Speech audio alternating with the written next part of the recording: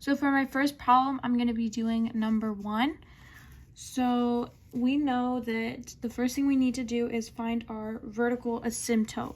And so we know that our vertical asymptote is always our x equal to our h. And so we know that the h is in the denominator, and so here our h would be x equals 2. And now in order to find our horizontal asymptote, we know that that's our y equals k. And so here we can see that our k is y equals 3. Now for our domain and our range, we know that domain uses the vertical asymptote and then range uses the horizontal asymptote. So we know that for domain, it's always for every value of x such that x cannot equal h. So here we know that it's for every value of x such that x cannot equal 2. And now for our range, we know that it's for every value of y such that y cannot equal k. So for every value of y such that y cannot equal 3. And now we're just going to draw a quick sketch. So here's a rough sketch. So we know that our vertical asymptote is at 2 and our horizontal asymptote is at 3. So for our vertical asymptote, we know that that is x equals 2. Now our horizontal asymptote, we're going to put it somewhere around here, and that's y equals 3. And so if we were to just do a guess of what it would, look like, it'd be something like this. And now if we were to input it into a calculator, just to double check, we would do 2 divided by x minus 2 plus 3. And then the x minus 2 is in parentheses, since here in the equation, the plus 3 is on the side. So then if we were to graph it, we can see that the graphs are pretty similar if you were to just add the horizontal and vertical asymptote. For my second problem, I'm going to be doing number 9. So to start off, we're going to start by factoring the numerator. So we're going to take x squared minus 2x minus 8. And this factored out will give us x plus 2 and x minus 4. So in order to find our zeros, we have to set the entire equation equal to 0. And so x plus 2 equals 0 gives us x equals negative 2. X minus 4 equals 0 would give us x equals 4. So now when we write it out, our zeros,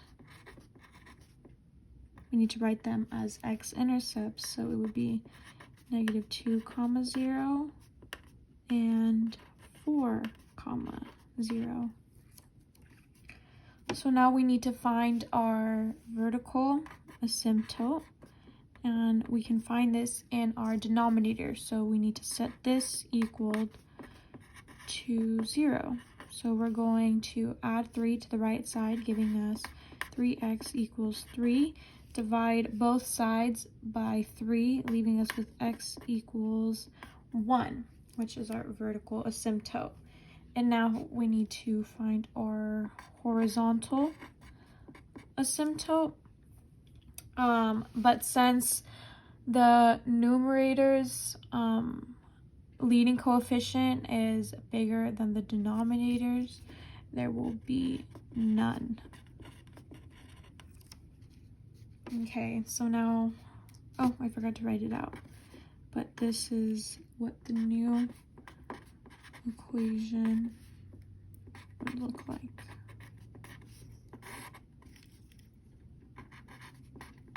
(3x minus 3). Alright, so now we're going to just do a quick sketch of what it would look like. So we know that for our x-intercepts, one of our points is going to be at -2. And then our other intercept is going to be at 4. And then we know that we have no horizontal asymptote, but we have a vertical asymptote at 1. So we're just going to guess that it's somewhere like that. And that would be x equals 1. And so now if we were to put it into a calculator, which I've already done, and then we graph it, we can see that it's going to look something like that. So now we just draw this out, and we're going to get it as close to the line without crossing over. And those look somewhat similar, so now we just need to find our domain.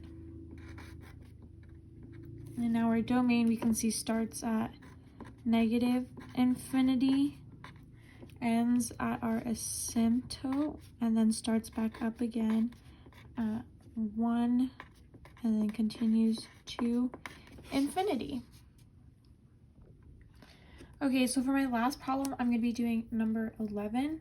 So to start off, I know that I have to factor both the numerator and the denominator to get them into their simplest forms. So the numerator is going to be x, and then times x plus 3. And then our denominator is going to be 4x plus 2, parentheses, x minus 3. Okay, so in order to figure out our zeros, we're going to set this top equal to 0, leaving us with our zeros would be x equals 0 and x equals -3, but we have to write it in x-intercept form, so that would be -3, 0, and 0, 0. So now for our vertical asymptote, which we know is in our denominator, we're going to set this equation equal to 0.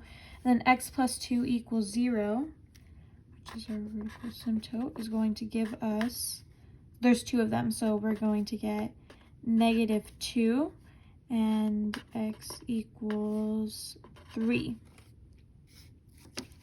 And now for our horizontal asymptote, I know that I'm going to have one because if you see on the numerator and the denominator for the leading coefficient, they're both equal. So we're going to take what they start with. So the horizontal asymptote is going to be 1/4, leaving us with y equals 1/4. And now we need to find the domain, but in order to do that, we have to make a quick sketch of what the graph will look like. So we know that we have zeros at -3, 0, so we're just going to put that somewhere there. And another one at 0, and that's right there, the origin. So we also know the vertical asymptotes and the horizontal asymptotes. So we're going to put the -2 somewhere around here, and that one equals x equals -2. And we have another one at x equals 3, so we're going to draw that one around here, and that's x equals 3. And then there's one last horizontal asymptote, and that one's at 1/4, so we're just going to draw that one somewhere around there as a rough sketch. That's y equals 1/4. So now when we plug it into a calculator, which I've already done, but if we go back to the y equals, I've plugged it all in, and when it graphs, this is what the graph comes out to be. So though it looks like it's crossing over, it's just right underneath, and this one's just on top. So when we graph it, that's going to be somewhere like this, and the other one is going to be something like that. And now in this graph, we can see that it goes right through what would be the horizontal asymptote to get to the origin point. So that goes something like that.